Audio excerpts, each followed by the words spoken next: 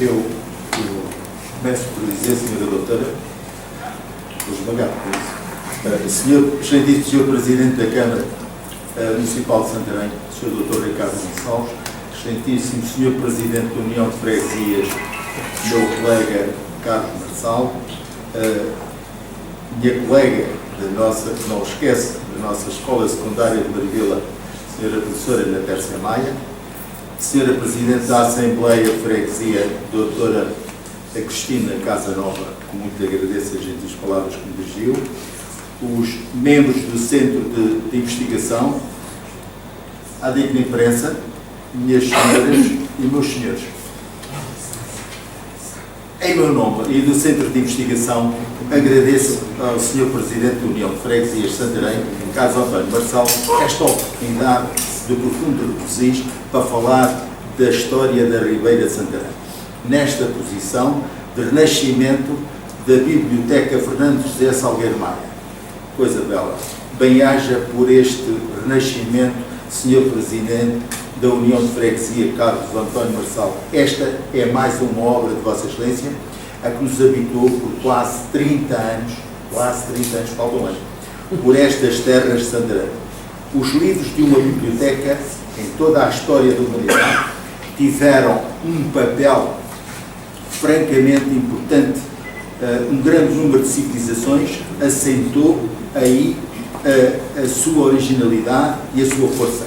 Etimologicamente, devemos aos gregos a palavra biblioteca, homens dados à literatura, à filosofia, que também estiveram pelas águas do nosso Alentejo e por esta nossa Ribeira de Santarém.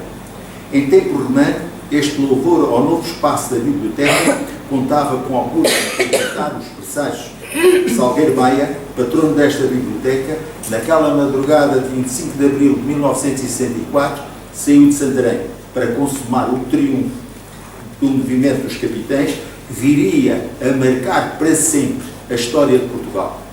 O estímulo à concepção da biblioteca e de esperança na larga modernidade deve abrir-se ao futuro, falar bem alto, para patentear um caráter paradigmático que possa contribuir para a cultura. Uma biblioteca tem nos seus livros o poder para informar, cultivar, entreter, ajudar a fruir da obra estética, motivar e orientar ideológica e politicamente cada um. Os livros voam sem asas, navegam sem velas, já dizia o meu amigo Pina Martins. Percorrem continentes e dão ao seu fundo o mais puro e mais alto, o que exprime o espírito humano, a vida, a esperança e o amor. Já disse muitas vezes, quem lê um livro toca uma alma, são mundos de ideal felicidade. Bem-haja por tão bela obra do Presidente Carlos Marçal, será sempre, Vossa Excelência, um homem de reflexão e observador atento das relações dinâmicas das freguesias santarenses. Mais dou os meus agradecimentos a todos aqueles que, por sua vez, se empenharam em tão bela obra. A Ribeira de Santarém na história. Na marcha progressiva dos estudos históricos, vamos revolvendo a poeira dos arquivos, recolhendo em vastos repertórios as memórias da cultura da Ribeira de Santarém. A Ribeira de Santarém, entre o Tejo, os campos e a cidade, e a sua origem perdem-se na noite dos tempos. Os povos navegadores do Mediterrâneo, os fenícios, os cartagineses, os gregos, depois os romanos, árabes, terão estanciado por estas paragens do Tejo e aqui desenvolveram significativas atividades comerciais. Um trovador, na transcendência do momento histórico, evoca o antigo topónimo Alceserico, antecedente da Ribeira dos Barcos, tempos de Cesarico Cigótica. A maravilha deste núcleo populacional ribeirinho explica o seu nome pelo desenvolvimento de acordo com a morfologia urbana tradicional dos portos fluviais, locais, com larga praça, centro de toda a vida urbana, o local onde se realizavam justas, torneios, jogos de canas, corridas de touros. As ruas paralelas ao rio unem ainda hoje várias praças e lagos, com travessas que ligam o cais às ruas e estas entre si. Havia nas gentes da Ribeira uma visão do mundo que bebeu nos contatos com as gentes de Craveira muito superior à Europa medieval. A grandeza do passado da Ribeira de Santarém tinha um luminoso percurso, a dedicação, o sentido institucional, humaníssima bondade, elevada dignidade e extraordinária largueza de perspectivas do tempo. Culta. Ficaram assinalados em tantos espaços da Ribeira os vestígios de uma notável perspectiva ideológica espiritual do seu entrelaçamento com o passado, mesmo o santareno e com muitos dos nossos reis. Dom João II tinha uma frase constante: há tempos para usar de coruja, há tempos para voar como falcão. Queria fazer de Santarém, Dom João II, a capital de Portugal. Pelas páginas dos nossos cronistas, nós verificamos quanto ele amava Santarém. Amava a Ribeira de Santarém e as margens do Tejo. Gostava da Maracha, muito aromática, e, por outro lado, das águas muito límpidas. Muitas vezes ele vinha e perdia-se pela Ribeira, chegando mesmo a permanecer longos tempos na Ribeira. Sonhava que o seu filho, Dom Afonso, senhor de um império maior que o do Alexandre, maior do que o dos Césares, sendo rei de Portugal e de Castela, porque ele conseguiu ver o seu filho casar, precisamente, ele conseguiu ver o seu filho casar com Isabel, que era filha dos reis católicos. Era a grande posição de um rei de Portugal, ter a grande oportunidade do rei de Portugal ser ao mesmo tempo rei de Espanha. E tudo se abriu nesse sentido. Em Évora, casou Dom Afonso. Estávamos precisamente no dia 28 de novembro de 1490. E então, repare-se, na fogueira da primavera, precisamente em 14 de maio de 1491, o príncipe Dom Afonso vem com Dona Isabel e Dom João II para Santarém. E logo o seu deslumbramento com a Ribeira de Santarém. Acontece que no dia 12 de julho de 1491, o príncipe caiu do cavalo. Muito o chamou seu pai para ele vir às águas do Tejo. Ele, por sua vez, esteve renitente, mas aceitou, mas não lhe apeteceu ir para a água e fez uma cavalgada. Uma criança atravessou-se na frente do cavalo, o cavalo empinou e, por sua vez, isto em 12 de junho, no dia 13, acabava por morrer o príncipe. A dor foi tão sentida na Ribeira de Santarém que, não nas páginas, os nossos cronistas, que as moças com as unhas desfiaram o rosto, enquanto, por outro lado, deixaram os homens que as barbas crescessem. Não havia dinheiro para lutos, as roupas vestiram-se ao contrário e os choros eram muitos. Por sua vez, o rei Dom João II jamais foi aquele rei que pudesse continuar aquela obra gigantesca da qual nós nos lembrou, que aquele sonho de dobrar o cabo das tormentas, de construir as naus que haviam de atingir a Índia, enquanto, por outro lado, acabou por se perder numa autêntica posição que hoje se diria de psicose, e acabou os seus tristes dias pelo Algarve. A sua mulher, a rainha Dona Leonor, floriu precisamente com as misericórdias que se espalharam pelo mundo. Por outro lado, a Ribeira de Santarém fica ligado também a Filipe I de Portugal, o Prudente, um homem faustoso, que tinha uma grandeza extraordinária, que era aquele homem que tinha um império tão vasto, do sol nunca se punha. Enquanto assim, esse Filipe I foi o tal que subornou, conquistou e herdou Portugal. Foi aquele, por sua vez, que fez a sua indiferença a Dom António Prior que Santarém aclamou rei de Portugal. Em que a Ribeira, por sua vez, por aqui, por esta Ribeira, tudo chegava, tudo partia. Que eu teimo em chamar sempre a grande Babilónia de Santarém pela sua grandeza de um passado tão extraordinário. Por outro lado, nós sabemos que o Filipe I veio a Santarém em 1582 e que na Ribeira foram muitas as festas que lhe fizeram. Logo o quiseram deslumbrar na sua praça principal. E, de certo modo, sabe-se que das encostas, que por sua vez eram muitas as cores e muitos os aplausos que deslumbrou propriamente o nosso Filipe I. E ele se dava a tudo, porque era preciso cair nas boas graças do povo português. Por sua vez, ele tinha um filho, Filipe II o Pio. Eu devo dizer que escrevi um livro sobre o Filipe II o Pio e há uma particularidade, em determinada altura, ele ficou tão magoado com o acontecimento da vida, parece que o que aconteceu em Portugal foi um castigo para o filho, que ele em certo dia disse: meu Deus, pedi-te um filho para governar e dás-me um filho para ser governado. Isto foi a grande amargura. Este rei, o Pio, este Filipe II, que morreu muito cedo, que Deus lhe deu muito cedo, em terminado em florilégio, esse que dedica à Ribeira de Santarém, pelos tempos considerados, que eu sempre já disse, a Babilónia de Santarém, espaço nobre, para dar as boas-vindas aos nossos reis e testemunhar saudosas partidas.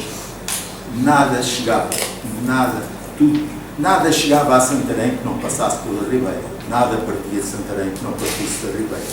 Suscitou a admiração dos seus habitantes, ricos estrangeiros, os elogios inflamados de poetas e humanistas que nós podemos encontrar sobre a Ribeira de Santarém. Da Ribeira, a Marvila, pulsou o coração de Santarém. E nós verificamos a estrada de Santiago, lá está. Quem, por sua vez, vá à porta de Santiago e deixa onde estava a igreja de Santiago, venha até o terreiro de Santiria, ao adro de Santiria, pode identificar o que era de extraordinário. Quem suba a Tamarma e, por sua vez, fica deslumbrado com os acontecimentos que por ali se passaram até àquela travessa da Tamarma e subindo depois até à porta da Tamarma ao cimo da calçada. Sabemos nós que os portos fluviais de São Miguel, Penegral, da Vila de Santarém, funcionavam como grande entreposto das regiões trastagantes. Era um entreposto fabuloso e extraordinário, a posição que esta Santarém tinha, propriamente, estou agora mais propriamente a colar a nossa memória ao século XVI, fins do século XVII, século XVIII. Funcionavam com grande entreposto das regiões trastagantes. O Porto de São Miguel era ali onde, por sua vez, nos meus tempos de menino, chamavam Manuel da Horta, ali pelos... e por sua vez o Porto de Pedregal era precisamente aqui mais em frente, propriamente, que fazia a passagem da barca de margem a margem. Completados por terrestre pela ação dos almocrés, os campos lecírias, ribatejanas e as regiões extremanhas, por aqui escoavam os seus sedentes, constituindo um dos principais canais de abastecimento de Lisboa. E quando daqui partia para a Flandres e tanto mais, das grandes embarcações caravelas que chegavam precisamente até aqui à nossa Ribeira. A Ribeira tinha barcos de médio e longo curso, ou de carreira. Esta classificação vamos encontrá-la nas posturas da Câmara de Santarém, 257, no ano de 1643, a postura 256 determinava que os barcos grandes com capacidade para carga até 5 mois de trigo podiam transportar até 40 pessoas. Os barcos médios com capacidade para cargas de 2 ou 3 mois podiam transportar até 30 pessoas. Num livro que eu escrevi estão as tabelas até dos preços que essas embarcações cobravam para esses mesmos transportes. Mas numa postura que eu encontrei, 254, determinava que a tripulação dos barcos que navegavam entre Santarém e Lisboa fosse, no mínimo, de 3 pessoas. O arrais, o companheiro e mais o moço ou o homem. Estava devidamente controlado pela Câmara todas estas situações. Não vamos agora ter tempo, mas um dia podíamos fazer uma conferência aqui somente sobre as embarcações, sobre propriamente o tráfego do Rio Tejo. Também, um pormenor que não pode ser esquecido, não pode ficar no silêncio, de um documento que eu encontrei um dia, a feitoria dos lindos cânions de Santarém. Foi das coisas importantes desta nossa Ribeira de Santarém. Verificamos agora que, por sua vez, o Filipe III, que a história chamou grande, é interessantíssimo verificar essa feitoria. Eu lhes digo, ela situava-se, segundo o meu princípio de análise, entre propriamente ali aquilo que nós chamamos da Estrada de Santa Clara, por sua vez, e aquela parte da Tamarma. Ali um douro, em tempos que eu calculei aquilo em tempos de menino, havia uma vacaria do José Carlos Dias, depois de Sá, depois de outras figuras. Isto estou-vos a recordar, quando eu cheguei aqui à Ribeira, tinha os meus 9 anos, deslumbro, por sua vez, ainda que eu frequentasse a escola de São Bento, como o pai achou que eu não devia ir para a Ribeira, mas os meus amigos da Ribeira e de Alfães eram um deslumbramento para me ensinar a nadar, a passar o teste de um lado para o outro. Feitoria dos lindos cânhanos é das coisas mais belas que a Ribeira de Santarém teve, no seu tempo. Eu, El Rei, faço saber aos que este meu regimento vir, isto é Filipe III, mandei no ano de 625 assentar na vila de Santarém uma feitoria para nela entrar e se recolher todo o lindo cânhamo que se semeasse nos campos desta vila e sua comarca e nas mais partes vizinhas que a experiência for mostrando que são naturais do dito lino. Devo dizer-lhes que encontrei propriamente sobre o cânhamo, quando escrevi um livro sobre a azinhaga do Ribatejo na história, lá procurei por aquelas quintas e encontrei precisamente muito sobre o cânhamo. A Quinta do Rodrigo, ali em Casela, onde o meu amigo empresário António foi, por exemplo, e o que eu posso dizer é que o objetivo de estabelecer uma feitoria régia era a produção de cânhamo e a sua transformação em enxárcias, estopa para calafetar e o morrão necessário à navegação. Porque o Filipe III, a oposição que quis fazer propriamente à Flandres, era que não precisava da cordoaria deles, não precisava das enxárcias, as nossas caravelas, os nossos as naus, tudo, não era necessário ir agora buscar, e então tudo podíamos ter, e era daqui que saíam cabos com cerca de 120 metros de comprimento. De qualquer modo, foi neste contexto que Filipe III de Portugal, neste Filipe IV estabeleceu um local que acabámos de identificar nos arredores de Santarém, uma feitoria de lindos cânhamos e enxárcias. Lindos cânhamos, planta que é uma planta originária da Ásia Central, cujo local fornece fibras testas parecidas com as lourinhas, que aqui nos campos do Rocio, até muito tarde foi cultivado. Eu recordo perfeitamente, quando nós andávamos ali pela beira-tejo e tínhamos aquela necessidade de mudar propriamente aqueles fatos de bem que a gente usava, faustosos, íamos lá dentro do cânhamo, que ainda, talvez aí quase com 2 metros de altura, se cultivava propriamente ali. As enxárcias eram o conjunto de cabos que aguentam os mastros dos navios. O morrão é o pedaço de corda desfiado na extremidade e embebido em matéria inflamável com que se deitava fogo aos canhões. Por sua vez, devo ainda dizer, estopa com que calafetavam os navios. Por aqui nós podemos identificar, por sua vez, temos o caso do Dom Afonso, temos que assinalar, tem que haver um padrão, daí se vê situação. Não pode é cair naquela situação que há bocado o Sr. Arquiteto, Sr. Augusto, lamentávamos os dois, por causa do esforço que ele teve, para levantarmos o padrão ao António Prior do Crato, chamando aquele jardim até a aula do António Prior do Crato, ali de trás, como a gente chama, de trás do Liceu. E que, por sua vez, é uma presença viva do António Prior do Crato, é muito séria. Não estou de modo algum a contrariar a posição do nosso Dom António Prior do Crato no Jardim da Liberdade.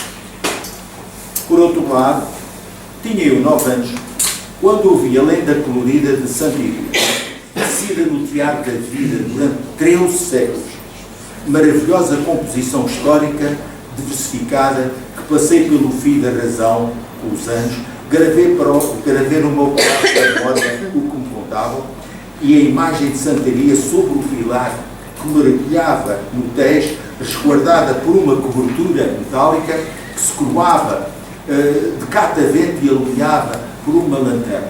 Fascinam pelos anos. E olhei-a e fui olhando.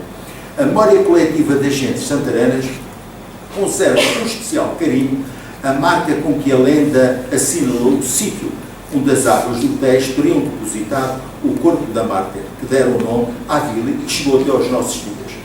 Em 1644, havia já vereadores assim. O vereador Afonso Silva Feio, que na sessão de 6 de março declarou no Senado que aplicava para a obra do Penedo de Santiria todas as propinas que lhe coubessem. Tudo o que ele ganhava, pronto, era precisamente, acho que tinha que assinalar mais um outro ponto. A obra foi arrematada em 20 de agosto de 1644 com esse dinheiro, e João de Évora na parte de Pedreiro e Nicolau Rodrigues na parte de Serralheiro, no ano seguinte, 14 de janeiro, arrematou-se a construção de um muro de fronte do Penedo pelo preço de 11 mil reis a Francisco Fernandes. É bonito, por sua vez, este passado, que nos aviva propriamente para este presente que nós temos agora, a Ribeira de Santarém. Na verdade, a característica-chave do património da Ribeira de Santarém, muito claramente que resta, começa na requintada disposição dos seus monumentos, símbolos de um passado longínquo, na moldura dos seus campos do Rocio. Os campos do Rocio. Eu os calcorrei com os meus amigos da Ribeira, íamos aos Barnelos, íamos às Uvas. Claro que o campo do Rocio fica para o Oriente, todos nós sabemos, mas é aquilo que nós podemos considerar que aquilo tem cerca de uma légua de comprido, cerca de meia légua de largo, mais ou menos. Isso é propriamente como falar tão bem, onde eu gostava muito de chegar, e isso gostava muitas vezes, sei lá, quando chegava à casa tão tardiamente, porque ainda por cima o meu pai era polícia e às vezes as coisas não corriam sempre muito bem. Por causa das minhas passeatas, eu cheguei a ir ao Albuquerque impressionava-me pelaquela forma de quadrado. Aquilo tem cerca de um quarto de légua, mais ou menos, aquilo majestoso pela riqueza dos seus produtos, pela riqueza produtiva, pelo tanque que lá havia. Claro que eu posso também lembrar a hábil mestria do gote da Igreja de Santa Cruz, o gosto renascentista no interior da Igreja de Santaria, a ponto de Alcorce de construção medieval. Como curiosidade, referente à Ribeira, o Duarte Nunes Leão restou na margem do Tejo, junto à Ribeira, cresciam canas selvagens, sabem? Eu dei-me ao trabalho lá há dias, elas ainda lá estavam, ninguém desliga e sabem uma coisa que se passa. Cresciam canas selvagens em grande abundância e muito procuradas, delgadas e robustas, de grande flexibilidade e resistência, ofereciam as condições ideais para a pesca à linha. As mais finas eram usadas para a manufatura de caunos, instrumentos de escrita anteriores às penas, preferidos por muitos. Chegaram a ser exportadas para Roma, aquelas caninhas, cortando-lhe a ponta, que depois eram facilmente metidas em anilina e se escrevia com elas. Acontece às vezes, há muita poeira nos documentos, pois é que aquelas anilinas, propriamente quando se escrevia, aquilo, às vezes até ponham areia, que era para servir de mata-borrão, era feito com estas canas. Elas, que isto está escrito, chegaram a ser exportadas para Roma. Isto veio à Academia da História já, propriamente estes contos, em que, por sua vez, se consagrou essas situações da Ribeira por documentação. A Ponte de Albuquerque, composta por uma só goela, o antigo Hospital de Santiria, a Ermida de São Mateus, que eu ali me vi sempre naquela travessa da Tamarma. Essa Ermida de São Mateus tinha como padroeiros eram os digos de Cadaval. Até 1755, em 1755 foi aquele estouro, mas ela foi reconstruída e ela ainda teve culto até 1835. Depois ficou como está. Não. Sobre o Hospital de Palhais, a Fonte de Palhais. A Fonte de Palhais, para mim, foi sempre um cântico de pedra. O Sr. Arquiteto José Augusto me perdoa, mas aquilo é um cântico de pedra que está ali. Eu passo horas a olhá-lo. De onde, em 6 de agosto de 1687, Isto foi uma decisão da Câmara de Santarém do Tempo. Em 6 de agosto de 1685, foram arrancados os assentos de pedra que suportavam as colunas de sustentação da abóbada então existente. Um dos homens ociosos se sentavam e, com o seu olhar penetrante, incomodavam as mulheres quando iam à fonte. Freitas do Amaral, quando escreve aquele livro, O Antigo Regime, em certa altura, conta a história de Salazar, no momento em que dizia ao ministro: Sr. Presidente, era bom que aquela vila tivesse água, água canalizada. Salazar, levantando o seu pico, disse: era o que faltava, quebrar às mulheres a oportunidade de fazerem o seu encontro junto à fonte para trocarem as suas impressões, enquanto as raparigas precisam de ir à fonte para que sejam vistas pelos rapazes. Esqueça isso. Como vê, a Câmara de Santarém também falou com isso, portanto, nesse ano de 1687. A Senhora da Saúde é outro espaço, um dos lugares mágicos, grande desígnio das gentes da Ribeira. Prende-se da fidelidade do registro real. Ficamos mais lúcidos. Claro que, quando nós falamos da Senhora da Saúde, não vou aprofundar esse ponto, queria apenas adiantar. Havia na Ribeira as guardas da saúde. A Câmara de Santarém estava atenta. Em questão de hospitais, no tempo, a história de Santarém era comparável propriamente, a história de Santarém mostra-nos isso, a Évora e Coimbra. Santarém tinha o seu número de hospitais, que não vamos agora entrar nesse campo, guardo isso para um dia, que acho que é mais um pedaço de tempo que nós aqui podemos discutir essas coisas tão belas do que era propriamente Santarém com a saúde, e a atenção da Câmara de Santarém estava nisto. Quando havia, isto é da Câmara de Santarém do tempo, estamos no século XVII, quando havia notícia que andava mal pegadiço e contagioso, logo em sessão de Câmara eram nomeados guardas da saúde. Guardas da saúde nomeados na sessão de Câmara Municipal de Santarém de 10 de março de 1646. Agostinho de Albuquerque para a Ribeira, António Mendonça Montalvo para a Ribeira. Estes homens não deixavam entrar quem fosse de posição duvidosa que algum mal pudesse trazer. Eram os guardas da saúde, para que os contágios não invadissem, porque havia às vezes epidemias que se levantavam noutros lugares, e a Câmara de Santarém tinha esse propósito dos guardas da saúde. Há páginas lindíssimas sobre isso. Por outro lado, também a Câmara de Santarém tinha uma preocupação com a alverca. A alverca, nas Cortes de 1642, uma das petições tinha por objetivo conseguir que o monarca autorizasse que fosse aberta uma alverca, para que a sujidade não ficasse junto da ribeira, os canos de esgoto, os esgotos, os regatos que ali chegavam, aquelas coisas, abria-se uma alverca para quando a água chegasse, corria ali para tudo levar. Mandava a provisão o teste lançasse pela ribeira, por causa dos grandes doenças e maus que se verificavam pela falta de ele não ir por aquela parte. Isso está precisamente, devidamente documentado. Mas não tinha apenas os guardas da saúde, não era apenas o desvio da água, havia também o quadrilheiro, a ribeira. E aqui há uma parte muito importante que podemos ligar aos dias de hoje. O quadrilheiro fazia parte das forças da polícia da vila e Soterro. Eram eleitos por 3 anos em sessão da Câmara, onde prestavam juramento. Por exemplo, Manuel Carvalho serviu pelo período de 3 anos de eleito na sessão da Câmara Municipal de Santarém, 3 de março de 1642, na defesa da ordem e moral pública. Competia-lhe organizar dentro das suas quadrilhas, sem sobre isso tirar inquirições, isto é, de forma mais ou menos secreta, um serviço de informações que lhe permitisse conhecer.